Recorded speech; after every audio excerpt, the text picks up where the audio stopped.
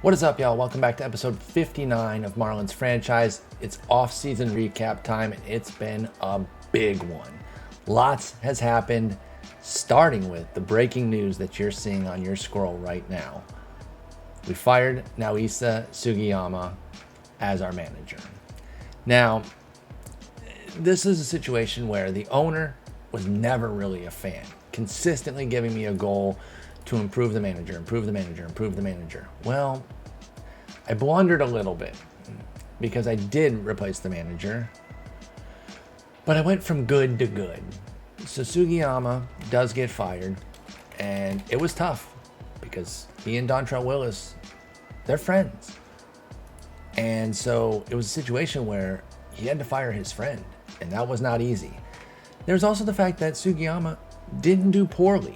We made the playoffs all 3 years in his tenure, but they were all second place finishes, no division wins. He has great, great development mechanics. His aging wasn't great. We also don't have a ton of old players, so I was okay having a little bit of a weakness there. We were able to control the lineup and staff, but the player strategies and the hitting coach and bench coach and base coaches were all his. Pitching coach was ours. Now, this player strategy settings being read is really where the crux of things took place.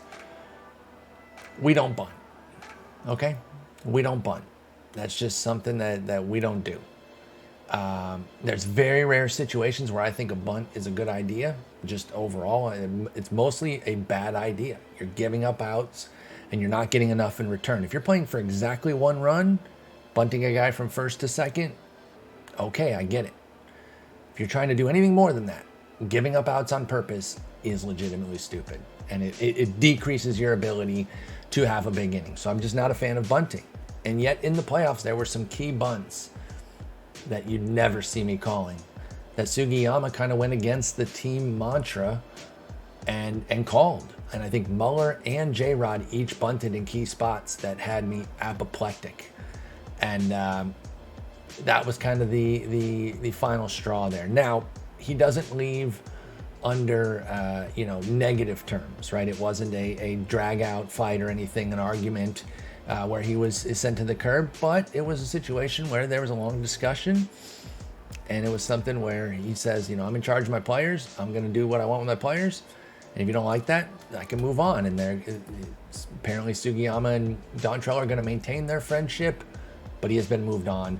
I think he's going to take a year off, and then there's been some talk about him maybe coming back in a front office capacity in some sort of consultant role. He and Dontrell are still fine, but there was, a little bit of hurt feelings there when Sugiyama was let go.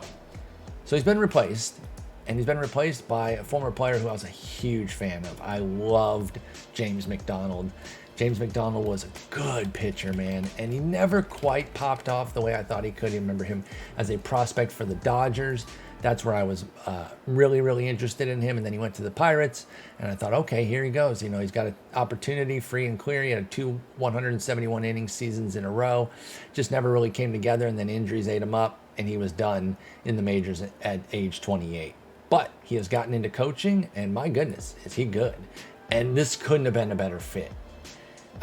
Problem is, reputation went from good to good, so I didn't actually hit the owner goal, but he's sabermetric, focuses on ground ballers. He goes outstanding on the development, excellent on the mechanics, legendary on the aging, excellent hitting, decent at teaching pitching, which is hilarious given that he is a pitcher. The running stuff is great. The defense stuff is great. Everything's there. One issue, one thing that made it tough to do this, but I thought, this is actually an interesting way to kind of up the degree of difficulty. You look over here to the right under managing attributes, and it's a little bit different than Sugiyama's, with the top one being the key difference. He is red on lineup and pitching staff, meaning he's in full control.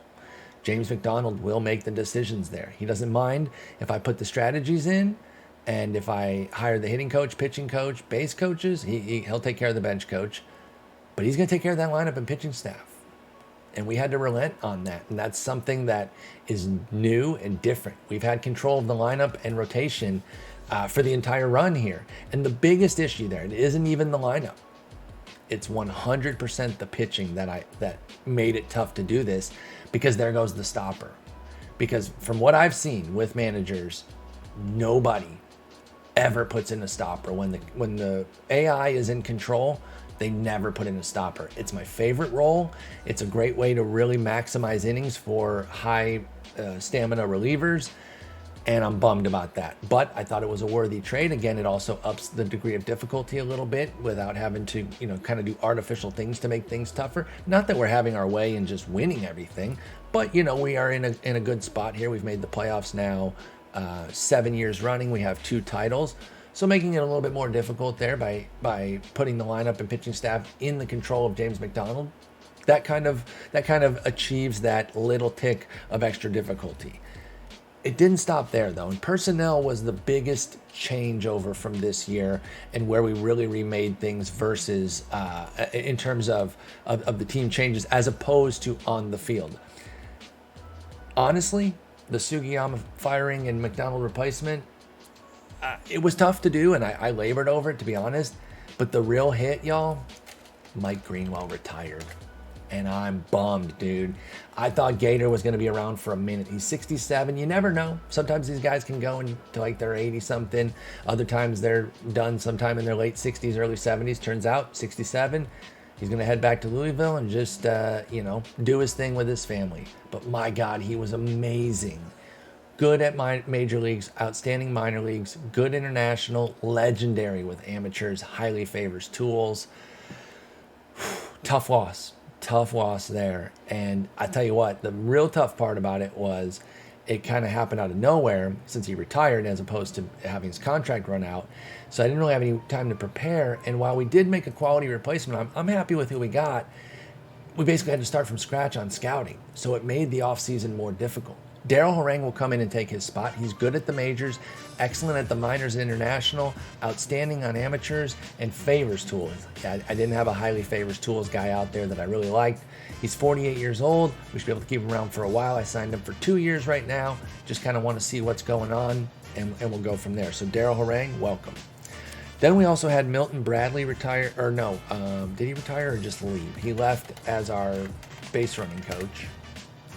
Now, for all his problems on the field or off the field in real life, major issues, definitely has, mental health things that caused him to make a lot of terrible decisions. I'm not just giving him cover by saying mental health as if that's an excuse to be a terrible person.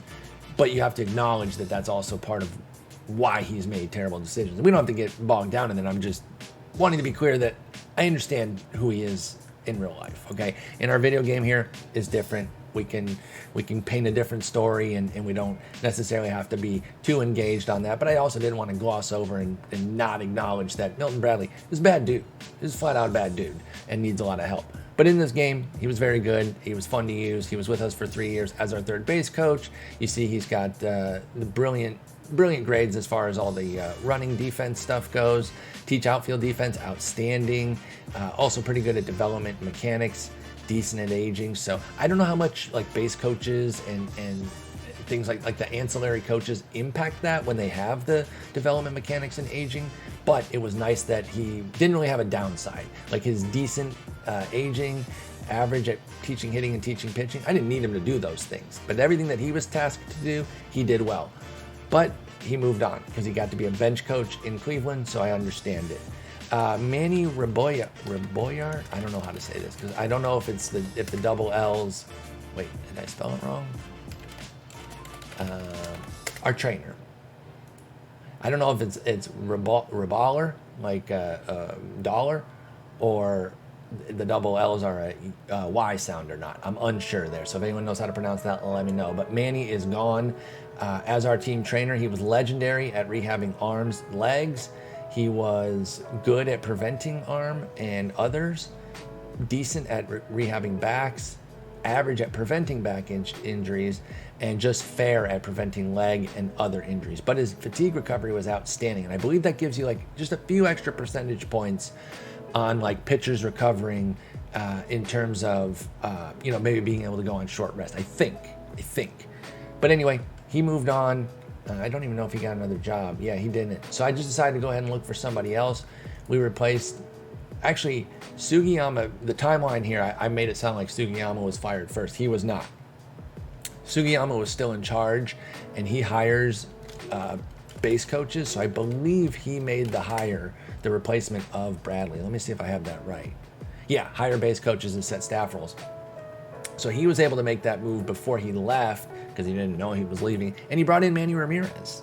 Yes, that Manny Ramirez, who again, checks all the boxes that you'd want.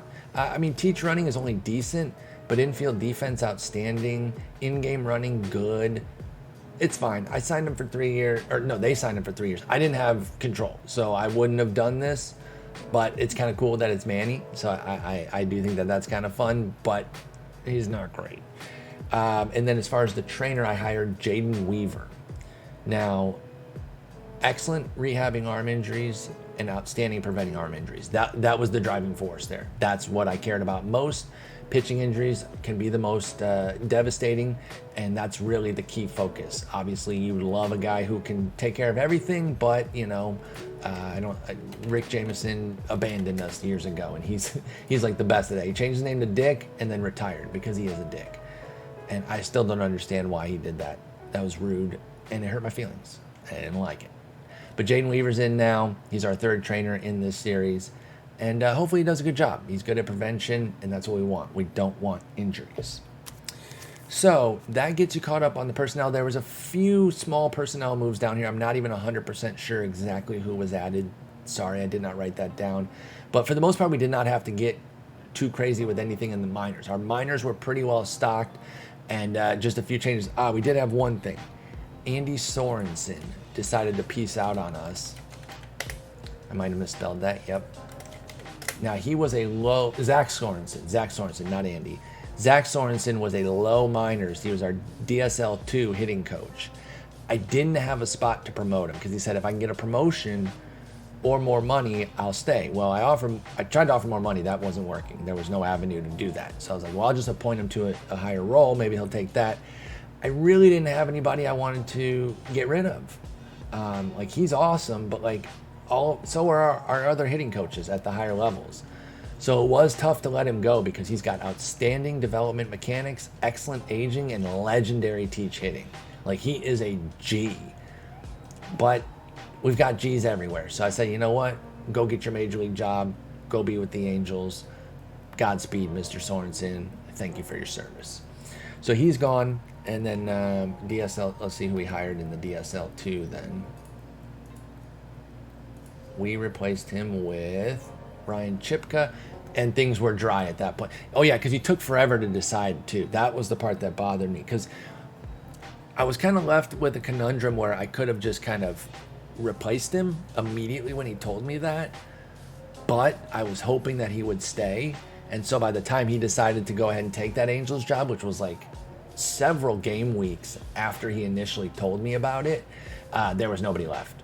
So we just signed to a 1-year deal, Ryan Chipka. He's excellent at teaching hitting, good for development, decent mechanics, decent aging. That's fine. For a 1-year stopgap, no worries with that.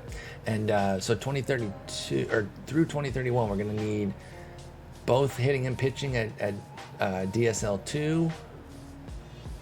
We're going to need the pitching coach at A-ball, the hitting coach at high A, manager and pitching coach at AAA, and then Dontrell, that's us.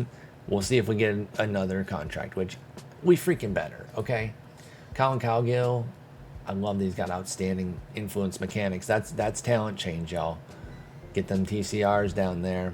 Talent change. When you hear TCR from somebody who plays OOTP, talent change randomness, that's the factor that we set early in the game here. And mine's at 125. So that's just, and that can go both ways, right? Talent change randomness, you can go negative, but a lot of us focus on it on the positive of a random 30 grade player becoming a 60 grade and just developing, right? Being that Jose Bautista guy who comes out of nowhere, or many others. That's just the first one I could think of there, who, was who he was for years and then boom, became a G for a minute. So we'll deal with all that stuff later. Brooks McNiven is a badass pitching coach. He can't go anywhere. I mean, he's only for teach pitching is only good, which is it's good. It's fine. But the outstanding on the mechanics, or the outstanding on the development, is what I really like. Good at influencing mechanics, outstanding at handling aging. I probably am going to let him go, though.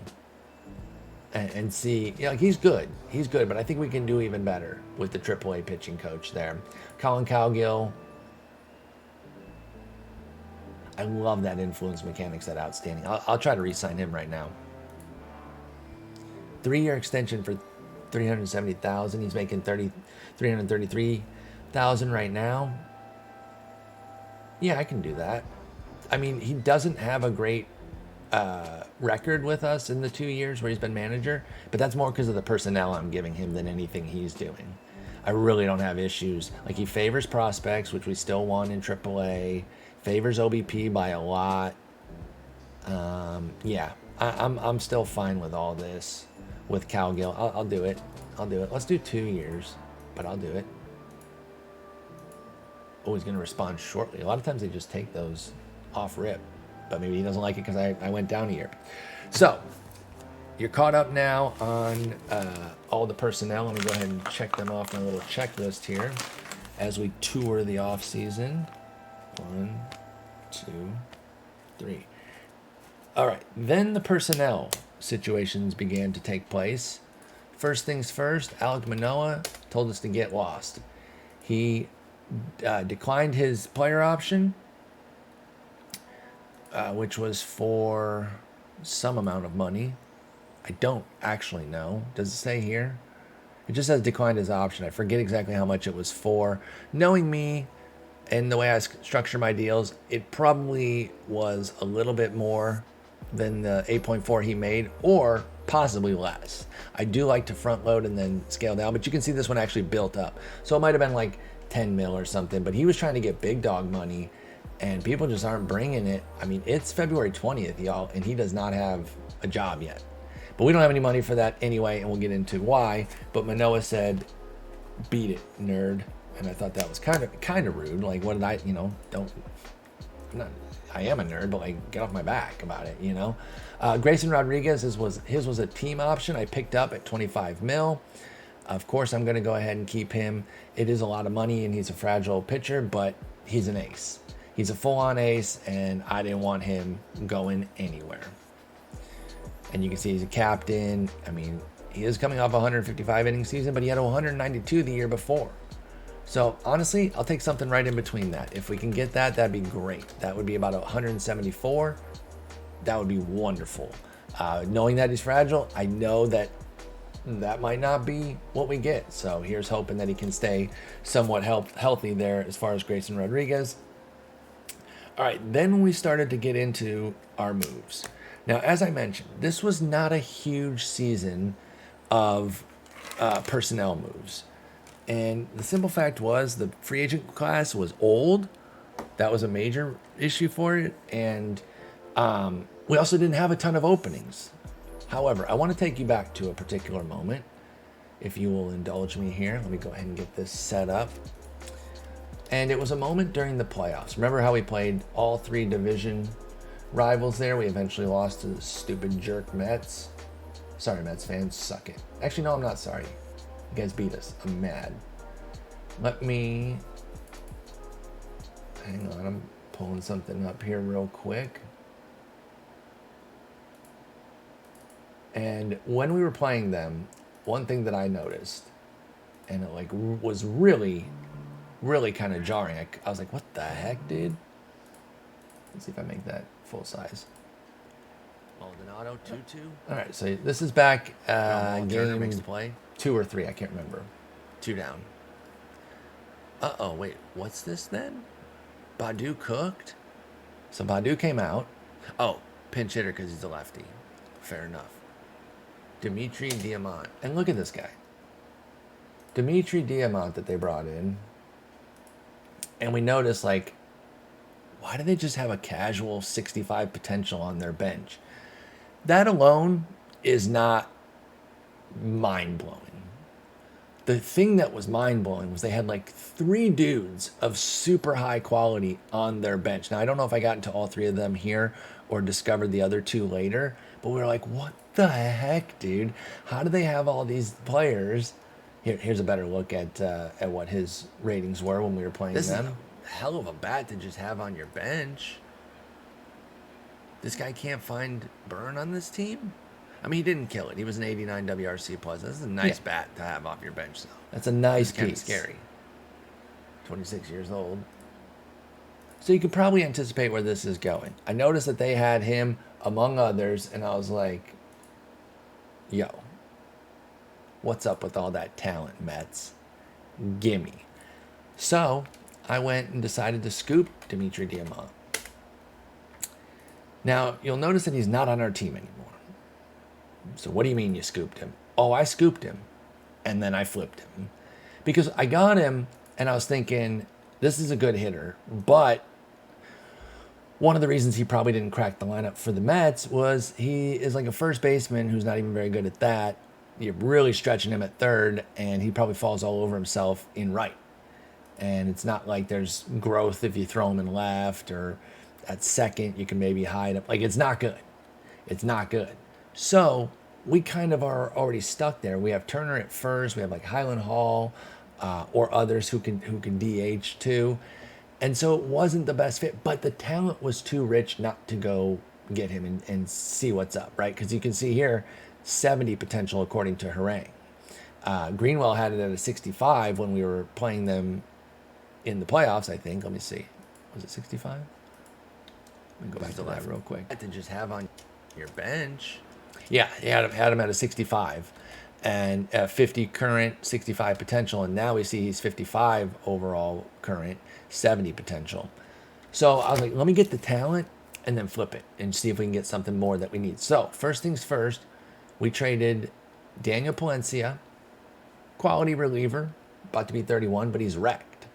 And so, I mean, we only got 7 innings out of him. He pitched another 12 in the minors, and I was like, I don't want to risk this. He has amazing stuff, but he's a fly ball pitcher who's wrecked with bad movement, bad control. This could go sideways in a hurry. So he was easy to include. And then I also brought in Ramon Saucedo into the deal, who also doesn't have a position, hits for some premium power with a 70 home run power, but has a terrible profile outside of the fact that he's smart, but he's a bad adaptability, bad work ethic. And I was like, let's sell high here. He hit 37 homers in AAA. Let's go ahead and sell these two high. We moved both of them for Diamant, which I thought was a perfectly fair deal. So with that done, I was like, well, now let's see what we can get. Because Palencia, when I ran Palencia and Saucedo through the trade finder, I found other decent stuff too, but Diamant was clearly the best. And I was like, well, I remember him from the Mets series. Let's go ahead and get him. So then the flip came. And I immediately traded him along with Brady Strom, who I believe is Brent Strom's kid, but I'm not 100% sure, who's just like, 25-year-old AAA filler, right? Like, he's not bad, but he's certainly not great. He can come up and be like a swing man for you if you needed him to.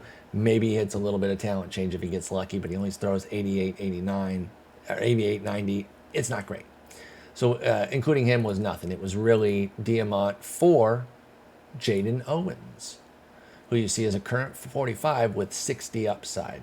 Now, what I really liked about him, and that's with him listed as an SP, which we plan to eventually make him an SP. For this year, I think he's going to be a reliever, and he's going to take the Becerra route. Luis Becerra, remember, had that first full year in the bullpen before being put into the rotation. Same with Puente, who just got off of his relief year, and then he's going to be in the rotation this year. I considered the same with Wagner Morissette, but he's going to stay in the bullpen. But, this is not a new strategy. We've seen this throughout many years of baseball. It's not even like a lot of people think about like Johan Santana was brought up this way. No, this used to be the way. I want to say Earl Weaver was the one who did a lot of that, where get him in as a reliever, multi-inning stints, kind of get them used to pitching in the bigs, and then bring them into the rotation. So I think it's a great way to develop guys, and that's what we're going to do here with Jaden Owens. He's starting because we're in spring training, and I want him to start during spring, but once the season gets going, I think James McDonald will put him back in the bullpen. And as a reliever, he's a 60 current, 70 upside. Now, it's only for this year that he's going to relieve. He's a spark plug with adaptability and work ethic, so he can bounce between the two roles, and hopefully with the extreme ground ball and the 95-97 velo, he can get his stuff up to like a 55-60 as a starter, Right now, it's 50 with no upside. I'm hoping that because he's 23, we have good coaches, he has adaptability and work ethic, that we can milk a little bit extra out of it, plus durability. So I saw a premium reliever, which we needed in the moment for this year, with starter upside for the future. That felt like a good flip for Diamant. So essentially, Palencia and Saucedo for Jaden Owens. That was a win as far as I was concerned. I want to say, no, I guess not. I thought he was a top 100 prospect, but he was not. But hey, I felt good about getting him. They got him from the Nationals for Jack Leiter. Interesting. So that was a huge deal. I called that the Diamant double dip because we made both those trades on the same day. Those actually took place on Twitch during a live off-season show that I did, twitch.tv/Spore, come through. And then we started to get into free agency. And then we hit the Rule 5. Now, I did a little gambit in the Rule 5, and I'm going to be curious what y'all think of this, and I'll get into our free agent signings, which were just a few additions and then another big trade. So the Rule 5 came, and I was looking over the players, and I saw some pretty interesting guys. I saw a guy named Manny Mendiola, and I was like, hey, yo, this guy could be pretty sharp. 55 upside. I mean, this is a nice little profile. Doesn't take many walks, but everything else looks nice. However, another guy who is a hit-only type, because slow as can be, god-awful defender. So when I drafted him, I was like, this is a flip. Let's just flip him. And let's see what we can get. I was like, okay, cool, I'll do that. Then I get to the second round, and I was like, well, let's move on. And then somebody else jumped out, and I was like, wait a minute. What if we take two guys and we flip both? Akil Mori was also somebody who looks pretty good. Now, he's only a 45 potential, but I liked a lot of what this profile has to offer. He just doesn't have any power, right? He's like supercharged Kevin Newman. We always talk about the Kevin Newman types in my stream. But I'm like, this guy can still be, something somewhat useful, especially as like a fourth outfielder type, because he can hang on the corners for sure. He could even be pressed in the center sporadically. Only 55 range, so I wouldn't want to do it very often. 70 arm, you love putting that on a corner. 70 avoid K, 55 potential for the contact, 60 gap, 60 potential for the eye, 50 currently, and he's speedy, he's smart. He's only 25 too, and durable. So I wonder if they could, maybe turn him into like a 50 type player with our coaching and everything. So I took him, but then I was like, you know what? What if I paired him and Mendiola together and flip them? Because we really need two outfielders, one of whom can actually play the outfield, but the other who is really more of a DH type, not our biggest need, but just get the talent and figure it out. So we took two Rule 5 guys, paired them together. Pittsburgh said, you know what, we're interested. There were actually a few different guys of note that I was like, I could go a lot of different ways here. Now, I wish that part would have been on the live stream, because it would have been very interesting to kind of go through all the players. I'm not going to actually do that right now. I think I'll show you a couple of the other ones. I don't have them written here, but I think I have them in the batter projection sheet on the OOTP calculator. Yes, I do. So who did we end up getting from Pittsburgh? We got Tony Padilla and Mario Guzman, but he was really just a throw-in. Padilla was the deal here. It was Mendiola and Mori for Padilla. Here's Tony Padilla. 45 current, 65 potential.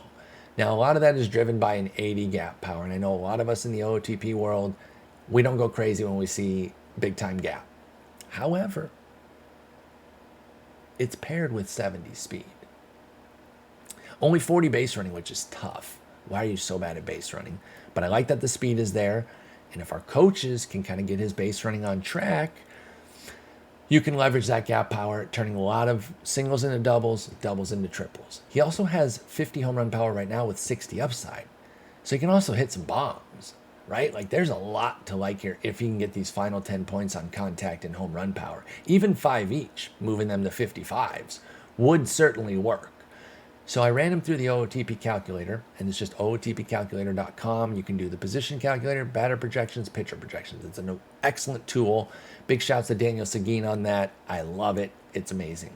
So I ran Padilla through there, and at peak, so I gave him the 60, 80, 60, 65, 55.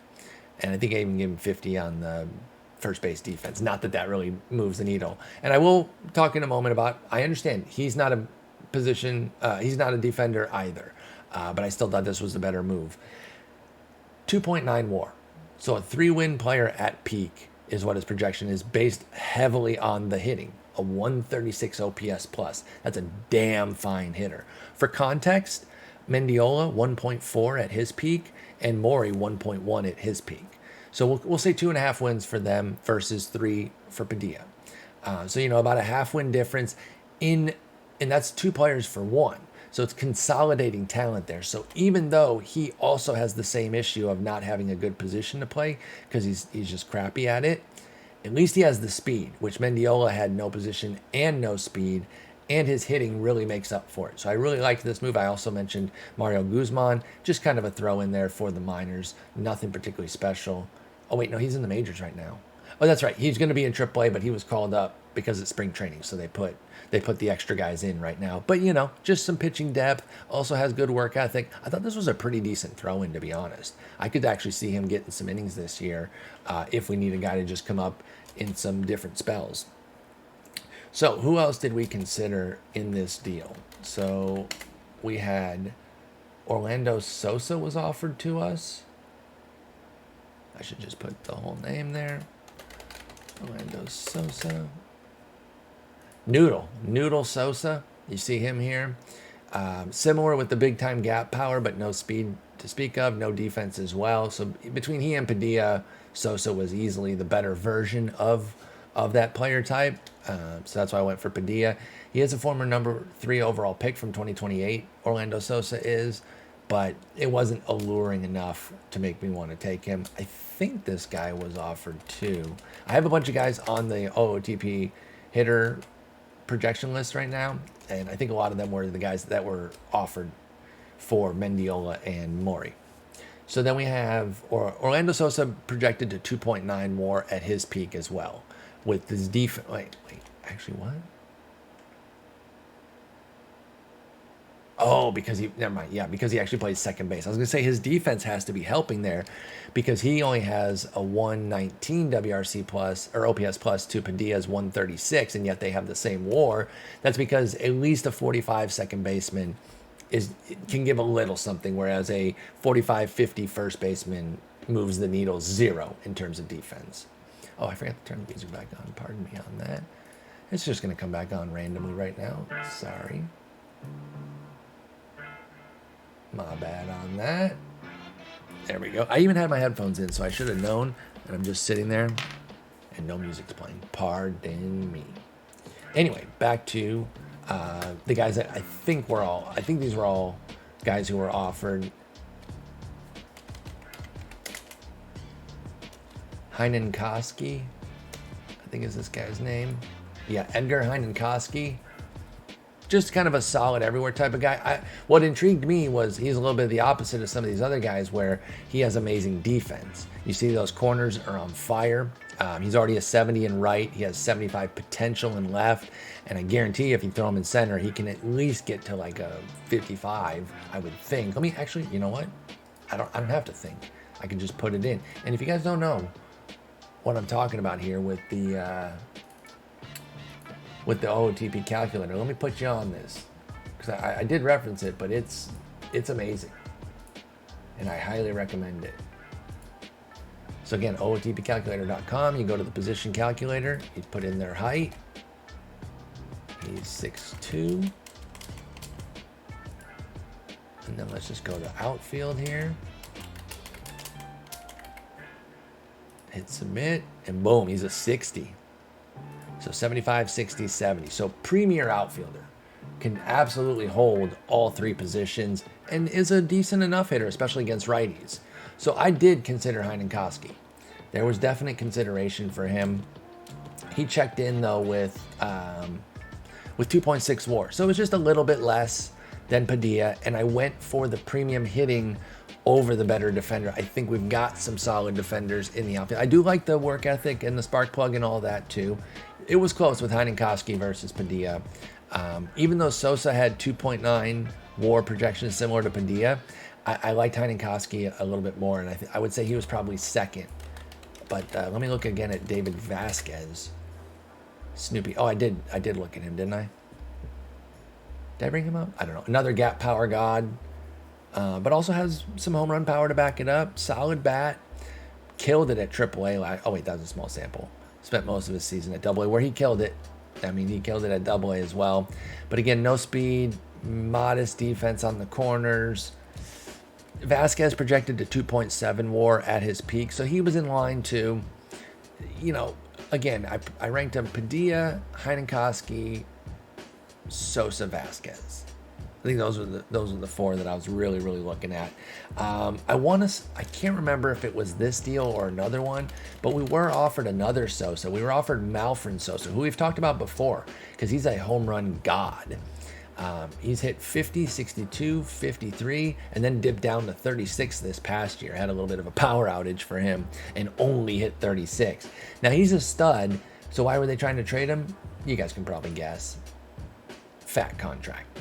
So I don't remember if it was the Mendiola Mari trade finder that included Sosa, but it was one of the packages when I was looking for stuff. Maybe it was the Palencia Saucedo one that when we got Diamant, but obviously it jumped out when I saw him. I was like, Malfrin, and then I knew right away. My spidey sense immediately clicked on. I was like, oh, he's got a fat contract for sure. And I just don't want an all or nothing power guy. Even at 28, with making that much money, he's slow, he can't defend. So Padilla was the winner there, and I thought that was a good use of the Rule 5 to get Padilla. So that's the Padilla deal in the Rule 5. Now, as far as signings, didn't do a ton, like I said. There just wasn't a whole lot that the team needed. So we made a few incremental moves. The Dooch is gone. Fiducia is gone after a long time with us. I mean, parts of 8 seasons. That's what happens when you kind of... I mean, I didn't milk the service time. That makes it sound like I did it nefariously. But when he's not, just staying up permanently as the backup catcher, you kind of finagle it to where you get 8 seasons worth. Now, it wasn't 8 full seasons, of course. It was only still 1,567 plate appearances. He did have a couple spikes, and I got to be honest, a lot of this, I think if he had just been more consistently trusted as our frontline guy or in more of a split with some of our other catchers, I think he would have done better. The sporadic playing time, I think, kind of cost him because he has good plate skills, and while these were these were previously 50-50-50 on the contact gap and home run. Now the contact and gap are at 45, the home run's still at 50, and the I in avoid Ks are at 55. I think those were 60s. He's regressed a bit. He's 33. There was a world where he could have been a better catcher for sure. I always kind of just didn't have to trust him as the starter, though, outside of 2028, and it didn't go well. And that kind of soured me on him because I was ready. Like, if he had the good season that year, we'd have just gone with him and let the Dooch be the starter. But it didn't really come together, so he's gone, so which means we needed a backup, and so we got Patrick Bailey. Remember him? It is a remember situation because he returns. Patrick Bailey was with us back in 2025 in a backup capacity. He was decent enough with an 89 WRC plus.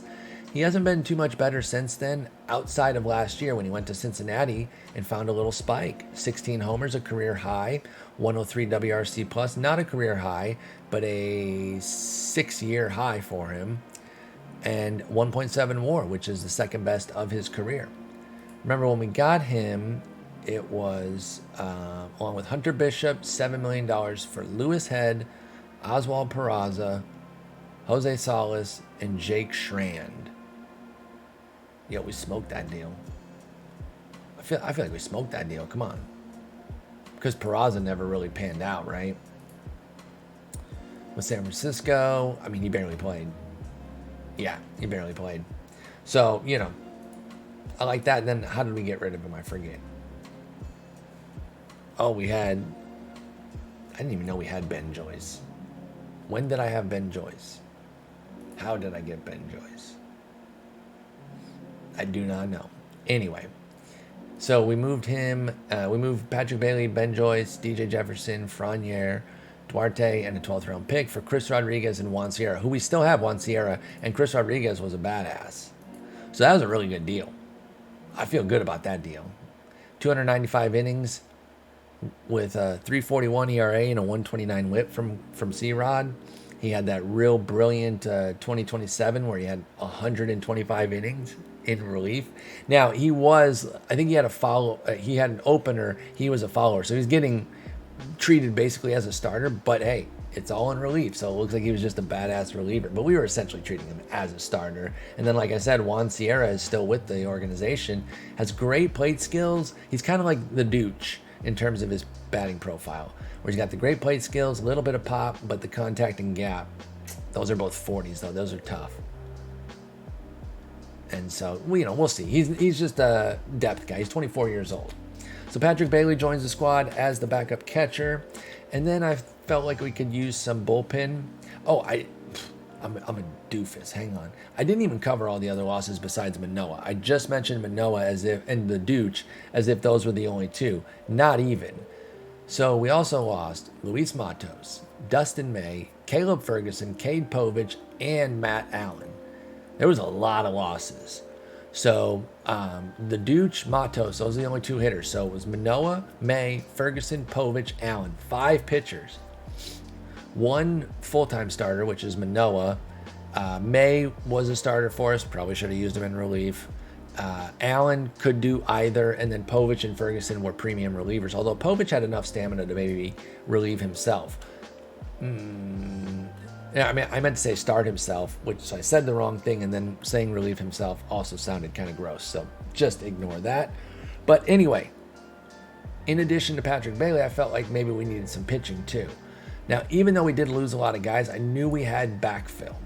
Right? We got Owens in the deal. We knew Puente was going to have a bigger role this year. Sorry, got a nose itch there. We still have Barriera, who can just stay up longer. I'm trying to look over some of the guys that aren't just up here for spring. Lupe Robinson was somebody who I'm like, it's time for him to get a bigger role. And he's probably going to do the same thing as Owens, where he's going to be a reliever this year. And then we're going to look to put him in the rotation next year. Puente's already done his relief year, and we know Becerra did a joint year in 2029. He had to get 15 starts because out of necessity, but that was essentially his transition year. And then last year he simply made 30 starts and won the Pedro, baby. Now, I did forget to put that in the coverage here because I covered that in the Twitch stream, and I was like, wait a minute. Did I do the awards? And I'm just remembering it right now. So we did get the Pedro Martinez Award winner. Sorry I soft sold that. I should have put it on the checklist, but I absolutely forgot about it because I did do it on stream.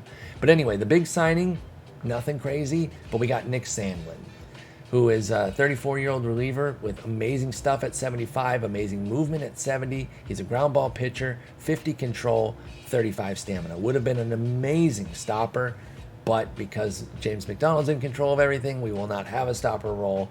So we will just have to have him in a premier setup / closer's role. We'll see how it goes. Now, Owens was set to be the closer until spring, and then they're putting him in the rotation, which I agree with, by the way. I like that James McDonald's doing this. I do wonder if Owens is going to be put back into the closer's role after spring, though.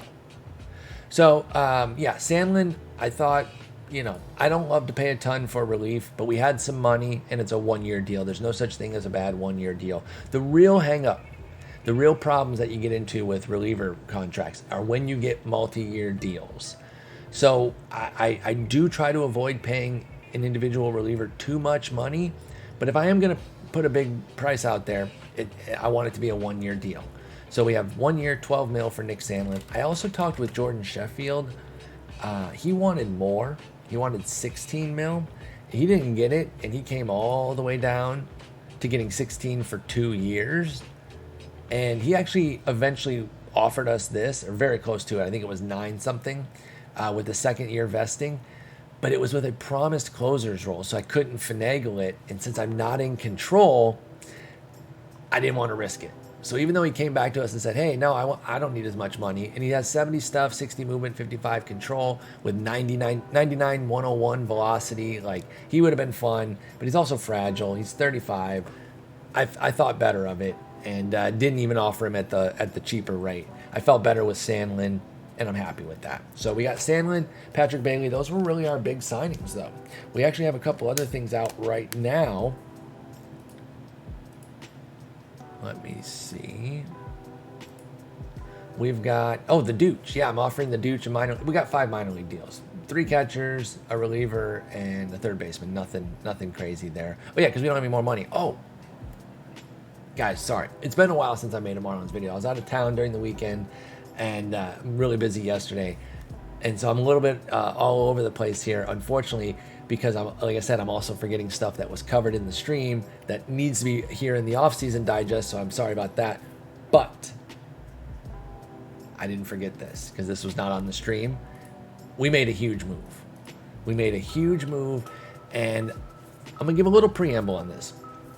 Basically, the way I've been running this team is it's a little bit Rays-esque, right? We're a small market team.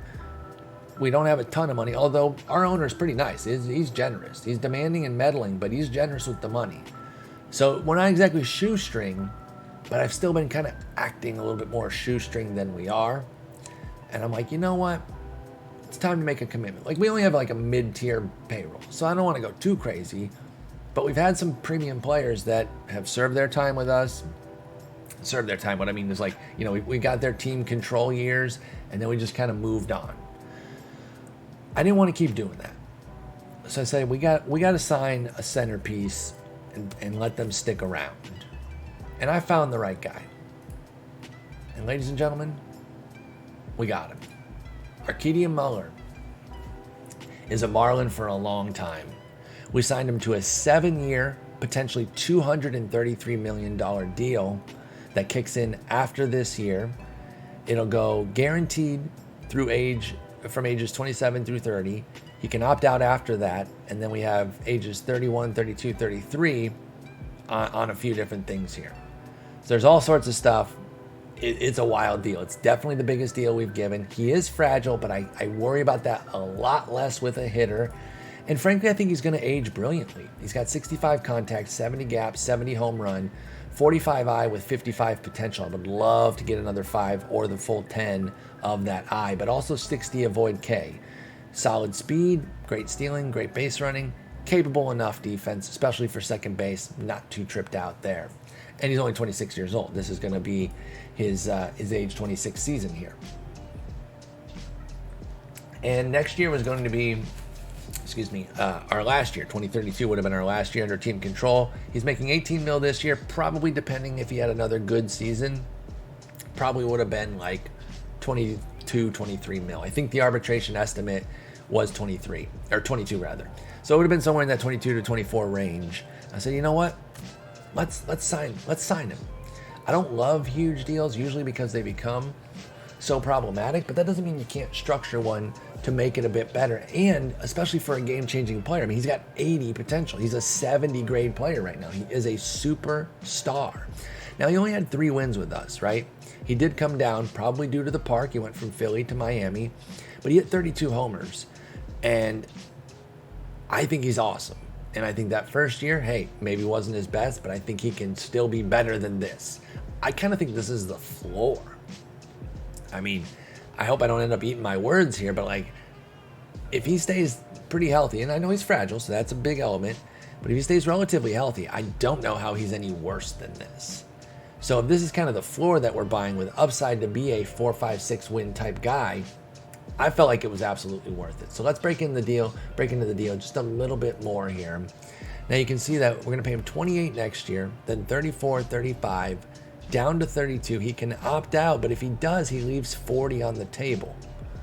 So I kind of made it like this on purpose. Like, if he opts out, it's not the end of the world. We get 4 years, and he's out at after age 30. If he stays and takes the 40 mil, yes, that is a big hit. We will have to plan around that to make sure that it doesn't sink us. But then we get team options for 28 and 36 after that. And if the 6th year, if we don't want to get him, it's a $10 million buyout. And in the last year, if we don't want him, it's a $4 million buyout. So there's a lot of money here for Arcadian Muller because he deserves it. And so we made a big outlay. We have a centerpiece. And let's take a look at our salaries right now and what this starts to look like in the future, right? Because we didn't have anybody signed to a deal beyond 2033. And we're going into 2031. So we have J-Rod and Highland Hall there. We have a team option on Highland Hall, which at 26 mil, I mean, it's not a guarantee, but he'd have to fall off pretty big for me to not take that. So, you know, we're going to lose Grayson after this year. Let's see who else. Grayson, Sandlin, Bailey. I also signed Jake Brenz, by the way. Small deal. Just a little 1.9 biddy. Nice little lefty out of the pen. But yeah, really the big loss obviously is Grayson. We're paying Palencia a little bit of his money. But really just Grayson and the guys we already signed. So we're not losing a ton. But then things start to trail off a bit. You see Jordan Walker's only through next year. And then Colmenares is only through next year. And Boz is only through next year. So I wanted to have our centerpiece there. J-Rod is going to be 33 when his deal lets up. Obviously, I wasn't going to sign him to another extension. In fact, I think we're going to let these 326s run out and then move on. He's fragile. We'll see how it goes, but I don't envision him being around after that. So I was like, well, who's the future? It has to be Muller. He's 26. He's our best player by rating, at least by potential, right? Am I lying? No, yeah, absolutely. With Archuleta, our prospect, getting a little turn here, and then Turner, of course, has 70 potential, but he has no work ethic, so I don't know if he's ever going to reach it. So I felt like it was the right move, and I'm really, really happy about it. Curious what you all think. We haven't done any moves like that. It's just not usually something that I do because a lot of the times when I'm doing team builds or when I'm doing franchises with my teams, we don't have money because I'm usually using lower tier teams. Sorry, I was just writing the Arcadian Muller thing on the checklist just so for posterity, so I know what I covered next time around. But I'm excited. I'm excited to have him. And you know what I'm really excited about, y'all? Now, it's not going to... Let's see. It is going to show. They called up the minor leaguers for spring, and I understand that. But what I was getting really excited about was the power that this team has. We have Walker at a 70 batting second. Highland Hall at a 70 batting third. Arcadian Muller at a 70 batting fourth. Jonathan Turner at a 65 batting fifth. And even Padilla at a 50 right now with 60 potential leading off. We got J-Rod at sixth with a 55. Are we going to be an offense first team for like the first time ever? I don't know. But I'm pretty excited. I'm pretty excited by this team right now. I don't know why I changed the scope off of Major League.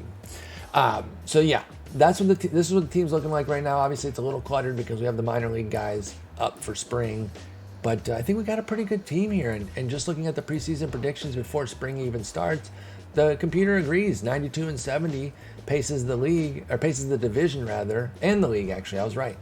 We have the highest win team, but scant margin. Braves, Mets, 91 and 71 each. San Diego Padres, 90 and 72. So we are by no means a powerhouse. We are part of a group of stud teams that they believe can have a nice season. On the projections, we did get Muller as a top 10 hitter, along with Grayson Rodriguez and Luis Becerra as top 10 pitchers. So we always expect to have at least one pitcher in the mix here. I mean, I usually expect to have at least one, but to have a hitter is very nice. And frankly, we could add more. You know, I think it just like runs a sim and then spits out those results. I don't know how many, if it runs like multiples to try to get a more sturdy number or whatever, but this is what they think we can do. And, you know, not only do we have Muller, we got two other guys that are 60s and three other guys that are 55s. That's not bad. Now, Colmenares is never going to pop off that way. He's a 55 because of his defense at a premium position, but I'm still pretty happy with it. So that's our team. That's what we're looking at. Let's get a little bit of league action here. I haven't checked the offseason summary in a while. Looks like the Braves won the offseason. They added 5 WAR. Now only 3, 6, 7, 8 teams I could. It's right here. Only 8 teams added WAR. It's whatever. This is fun. I like this. I'm not crapping on this feature, but I don't get too bugged out on it. Like when we do badly. In fact, we're 4th worst. We lost 7.5 WAR. It's like, okay, I understand that because I told you all the guys that left: Manoah, Ferguson, May, Allen, Matos, even Khalil Watson's gone. The Dooch, Palencia, Povich. Oh, well, actually, Palencia, Povich. I mean, come on. They're not really moving the needle. It's those top guys. And we didn't sign a whole bunch to get that back. But it also doesn't include the trades. Like, it doesn't include Tony Padilla here. And I guess that would be really it. Right? Oh, yeah, because we traded for Diamant, but then that's how we got... No. You have to include Jaden Owens, too. Now, neither of them had big WAR totals last year, so that also wouldn't move the needle. He didn't even play in the majors, and Padilla played a little bit. So that wouldn't necessarily move the needle either, but at least it would list those two, and you see that, like, okay, we did more than just, like, sit on our hands and get a reliever and a backup catcher. But whatever. And again, I like the feature. It doesn't bother me when we do poorly in it, though. But there were a lot of moves around the league. So, Gavin Lux got traded. He got traded to St. Louis. Remember Gavin Lux from very early? He almost became our centerpiece. We got Kyle Tucker instead. No regrets there. But we would have been plenty fine if I'd taken Lux in that situation. He has been awesome. Really, just one of the premier players of this entire franchise. 41 WAR at this point. He's going to go to St. Louis. This is so St. Louis, too. Acquiring a stud a little bit later in his career, and he probably won't even experience any dip. They love to do that. I mean, look at Arenado and Goldie, right? They got those two when they were already established superstars, and they just keep killing it. And those are hardly the first two that they've done that with. That is like a Cardinals staple. So I won't be surprised if Lux goes out there and kills it. They traded Chris Ferguson, who's a 60 potential second baseman. Long way out right now, 22 years old, still has a lot of growth to do. He was just scooped up recently. 17th overall pick in last year's draft. There you go. And then Arsenio Estrelina, who's a 45 potential, and he's 19 years old, young buck. Also a long way to go. But there you go. That's not a bad deal. That's not a bad deal. So Lux out to St. Louis.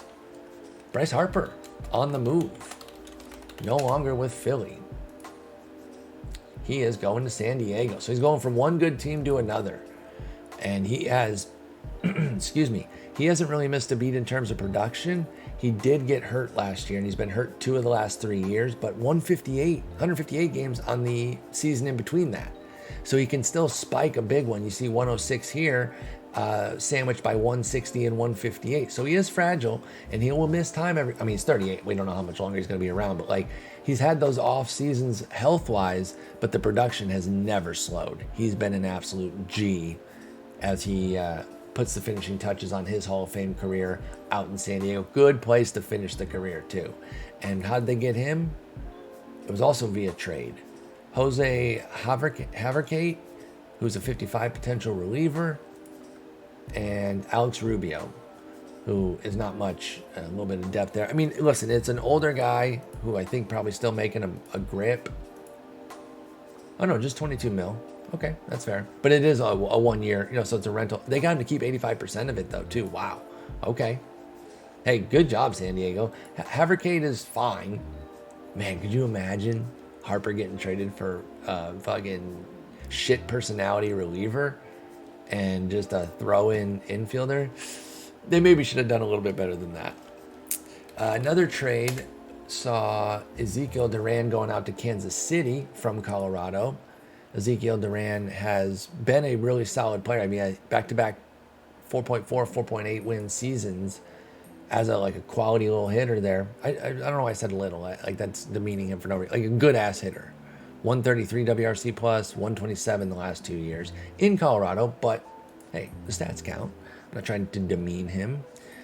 He had a 107 the year before that, 84 the year before that. So it took a little while after After initially hitting the ground running in Colorado, he sputtered for a couple years, then had these last 2 good years.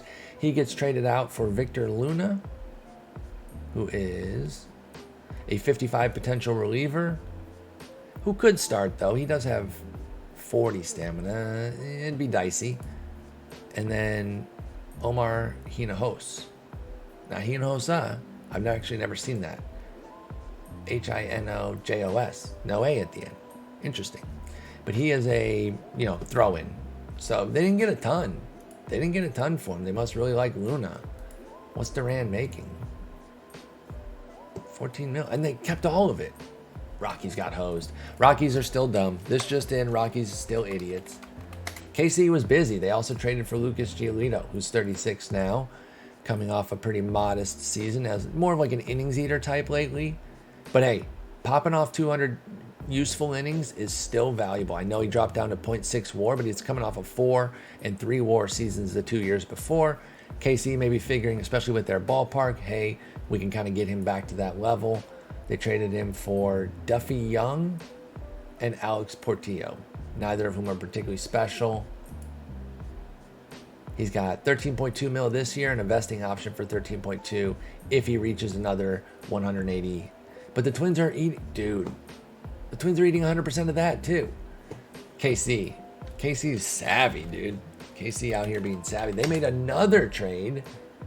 David Burgos, KC on fire with the trades. Now, he's not as good as the other two, but he's a solid 50 grade player with some upside coming off a 2 WAR season. They traded him for with Chris Cockrell for Jordan Groshans, who's also a 50. So this was kind of same for same type of deal here for KC. Next deal of note was by my Tigers for Luis Suizbel. I don't know if I'm saying that name right. Coming out of Seattle, 2 solid seasons in a row here, 3.3 WAR, 2.1. Played exactly 147 games each of the last 2 years. Pretty similar seasons, as you can see. And, mostly at first base, but can mess around elsewhere in the infield and not completely embarrass himself, he says, with a big shrug. I don't know. I mean, you would never want to put him at short, but you could put him at third in a pinch. He should play first or DH, though, for sure. Switch hitter. Great eye, 70 discipline, 60 avoid K. They traded him for Ozzie Castillo and Luke Basley. Neither of them are particularly special. He's making 11.8 mil, and you better believe that the Tigers made them eat it. Listen, if you're going to trade a player to the AL Central, you're paying for it. Oh, and then Saucedo got traded immediately by the Mets. This is our guy that we traded in the Diamant trade. They're like, nah, we'll trade him along with Xavier Way for Eloy Jimenez, who is now 34 years old.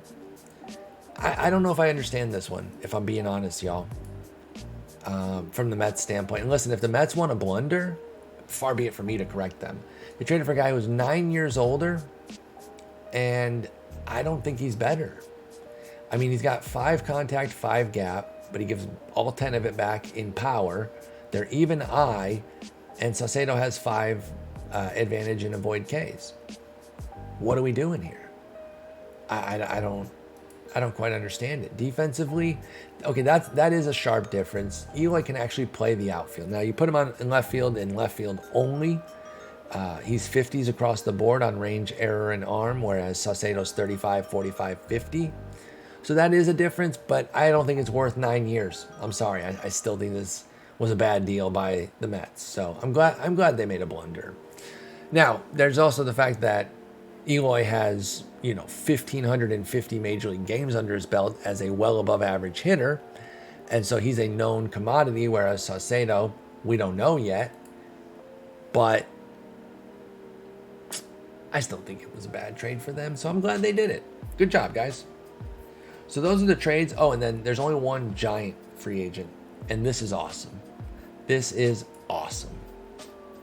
Go out to the Angels and look at a familiar name. Vlad Jr. Following daddy's footsteps, going from Canada to the Angels. Now, it's a little bit different. He went from Montreal to the Angels, but I love this. The young son follows dad's footsteps and is very cool. He's been an absolute god with Toronto putting the final, hopefully 6, 7, 8 years onto his Hall of Fame case, because how could he not?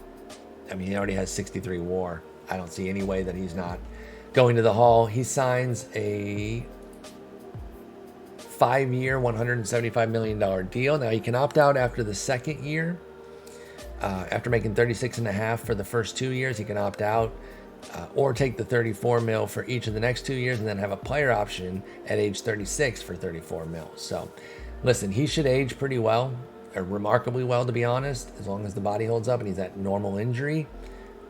I could see him, being worth all of these seasons, all 175 million of this, especially because we have a little bit of extra slowdown on the aging. We have it at 0.969, just to slow it down a little bit. Let the studs be studs longer. I'm chill with that. And so that could certainly help with Vlad Jr. So those are the major moves. There might have been a few since I wrote these down. Let's see. Manuel Clase goes back to the Mets, right? That's a back to the Mets situation. It is. Okay. So Clase goes there, back to the Mets. Trevor Story to the Angels. Luis Matos to Oakland. That's right. They signed him to a big deal. In terms of length, 6 years, $47 million. And then Robert Hassel goes to Minnesota. Devers out to the Yankees for 2 years. What else we got here? Josh Lowe goes to the Dodgers. 22.4 mil. Oscar Colas. Now, I wanted to sign Colas. He doesn't like James McDonald, so we couldn't do it. I really wanted to try to bring him back. Instead, he goes to Philly. That's tough. I hadn't seen where he signed. Dang it, he's going to be haunting us. Now, he's coming off a couple tough years in San Francisco, but I think that's the park. Now, our park doesn't play much better. He did show that he could at least hang there. He had one brilliant season, literally his second best ever, and then a decent season, because Miami's not an easy place to hit. He wanted to go somewhere and rake again the way he did with Chicago, because he's been in 3 shit parks with Miami, Seattle, San Francisco. Pardon me, shit parks for hitting. I don't want to suggest that these are... I don't want anybody being like, have you ever been to Oracle? T-Mobile's amazing. They might not say the same about Lone Depot for Miami, but I didn't mean shit parks, but I meant for hitting only. Don't get upset. San Francisco is an amazing park. I have not been to T-Mobile or Miami, but I'm not critiquing those parks in terms of their quality, just in terms of their ability to hit. Let me see, anything else that we really need to cover as far as signings? I don't know, because there's still some decent talent out there. I told y'all Manoah is still out there. We don't have any more money, so even if you see somebody on the left there that you're like, oh, sign this guy, I can't, I'm poor. Jackson Cawthorn was a big time pitcher. He's 65 overall, probably the best pitcher available. The Dodgers signed him 6 years, 140 mil. Luzardo, also signed by the Dodgers, 5 years, 79 mil. Our old friend, how's he been doing? Okay, he's been pretty nice. He went to Cleveland and put up 99 ERA plus, so he was about average. Then he went to San Diego for a year, Boston for 2, Colorado. He survived Colorado. I mean, 4.87 ERA is not great, but it's Colorado. So yeah, I'd say he survived. He's 33 and got a fat deal from the Dodgers. The only downside about clicking on his name is now I have to scroll all the way back down. I wish they wouldn't do that.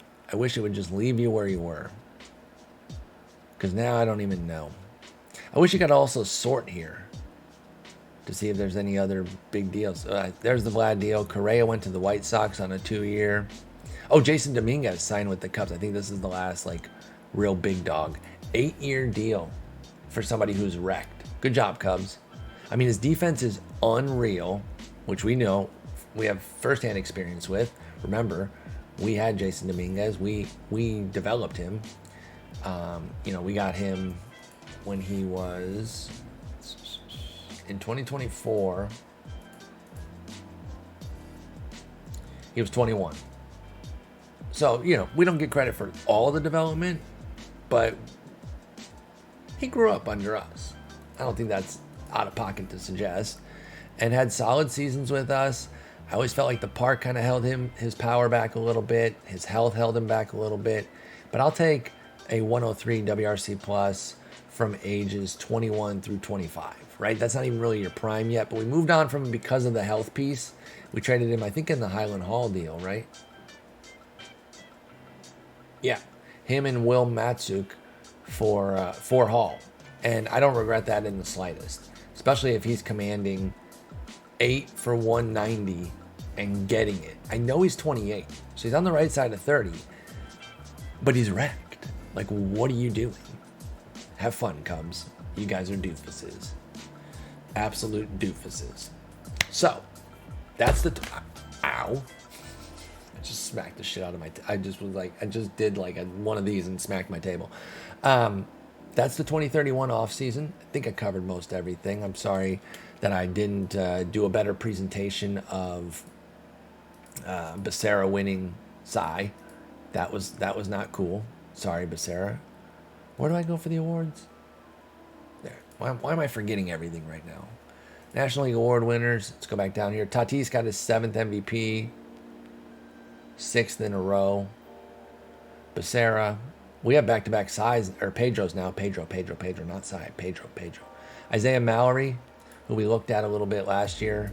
I don't know if I looked at him in a video or just offline, but I was thinking about maybe trying to trade for him because for shortstop because of Colmenares, but I was like, nah, they were asking for everything. And he won Rookie of the Year. Like, I totally get it.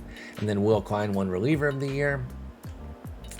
And then Gold Gloves, Helmig, Romo, O'Neal Cruz, Balcazar, Tatis, Lawler, Vierling again. Vierling, Vaquero, Lowe, the entire Nats outfield won the Gold Gloves. Platinum Sticks, Campusano, Olsen, Triantos. Tatis got his 10th. Lawler, Austin Hendrick, Mario Williams, Robert Hassel, and Juan Soto. And then Hall of Fame inductees. I don't know. Actually, I can probably find the. I can probably find the email. Here we go. Yo, Kimbrel got in. Felix is getting close. Cano's close. Votto, Posey, Molina. I voted for all of them. I voted for Kimbrel too. I voted for Granderson, of course. I'm going to vote for him every year. I do not care. He's my favorite player ever. So yeah, I think that covers about everything. And you can get an overview of the team here. I'm going to do spring training offline, get it set up.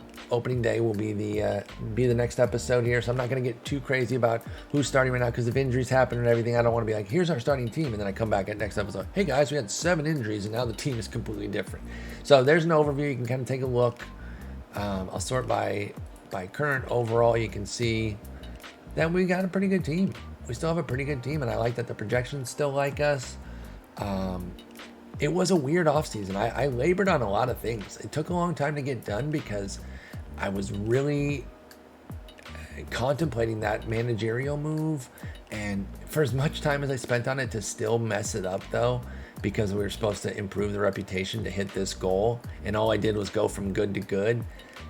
I'm not gonna lie, that's a bit embarrassing that I botched it like that, but I'm still happy with it, and I like the whole storyline of everything. And honestly, I'm excited to see James McDonald, and I'm excited to try out not being in control of the lineup and pitching staff. It's a little bit nerve-wracking, but it's going to be fun. So anyway, thank you all so much for watching. Again, we'll be into the 2031 season next time out. Peace.